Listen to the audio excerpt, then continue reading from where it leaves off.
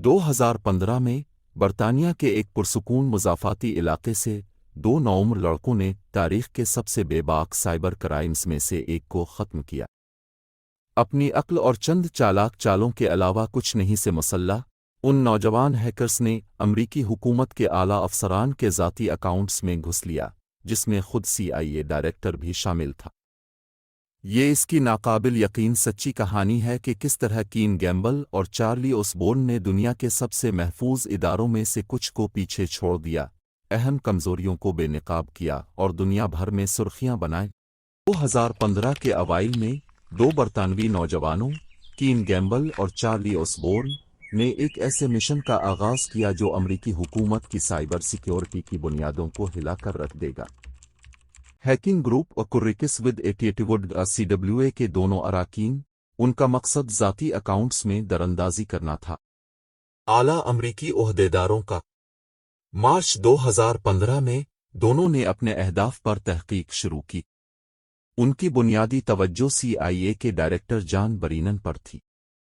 انہوں نے عوامی طور پر دستیاب معلومات اکٹھی کیں اور سرکاری نظام کے بجائے ذاتی کھاتوں میں موجود کمزوریوں سے فائدہ اٹھانے کا منصوبہ بنایا۔ اپریل 2015 میں کین گیمبل نے اپنا پہلا قدم اٹھایا۔ ایک ویریزون ٹیکنیشین کے طور پر ظاہر کرتے ہوئے اس نے ویریزون کسٹمر سروس سے رابطہ کیا۔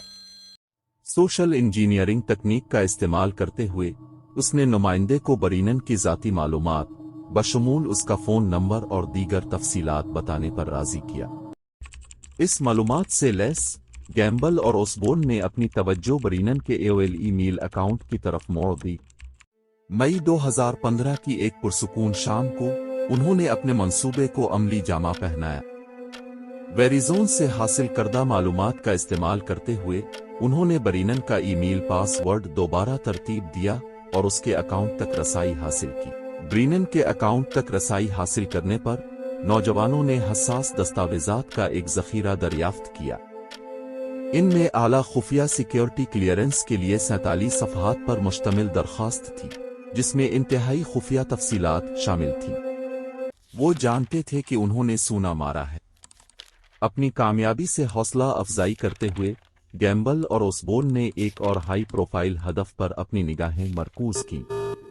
جون 2015 میں انہوں نے FBI کے ڈپٹی ڈائریکٹر مارک گیولیانو کو نشانہ بنایا۔ اسی طرح کے سوشل انجینئرنگ حربوں کا استعمال کرتے ہوئے انہوں نے ورائزن کو تفصیلات فراہم کرنے کے لیے دھوکہ دیا، جس کی وجہ سے وہ جولیانو کی ای میل کو دوبارہ ترتیب دے سکے۔ پاس ورڈ جولائی 2015 میں دونوں نے اپنی جمع کی گئی معلومات کو لیک کرنا شروع کیا۔ انہوں نے FBI کے 20,000 سے زیادہ ملازمین کی ذاتی تفصیلات جاری کی، جس سے سیکیورٹی کی ایک اہم خلاف ورزی ہوئی اور متعدد افراد کو خطرہ لاحق ہوا۔ FBI نے مجرموں کا سراغ لگانے کے لیے ایک گہری تحقیقات کا آغاز کیا۔ فروری 2016 تک یہ پگڈنڈی انہیں برطانیہ لے گئی۔ ایک سرد صبح حکام نے کین گیمبل اور چارلی اوسبورن کے گھروں پر چھاپا مارا۔ نوعمروں کو گرفتار کیا گیا اور ان کی ہیکنگ کی سرگرمیاں اچانک اختتام کو پہنچا۔ اپریل 2018 میں کین گیمبل اپنے اعمال کے لیے مقدمے میں کھڑا ہوا۔ عدالت نے سنا کہ کس طرح اس نے سادہ لیکن مؤثر سوشل انجینئرنگ تکنیکوں کا استعمال کرتے ہوئے اپنے بیڈ روم سے ہیک کرنے کا ماسٹر مائنڈ بنایا تھا۔ اسے نوجوانوں کی حراست کی سہولت میں 2 سال کی سزا سنائی گئی۔ چارلی اوسبورن، جو حکام کے ساتھ تعاون کیا، ہلکی سزا ملی۔ 2015 میں برطانیہ سے تعلق رکھنے والے 2 نوعمروں کی ہیکنگ کی مہم نے انتہائی حساس اداروں کے سائبر سیکیورٹی طریقوں میں اہم کمزوریوں کا انکشاف کیا۔ اس نے مضبوط حفاظتی اقدامات کی اہمیت اور ہنرمند ہیکرز کی طرف سے لاحق خطرے کی واضح یاد دہانی کے طور پر کام کیا، چاہے ان کی عمر کچھ بھی ہو۔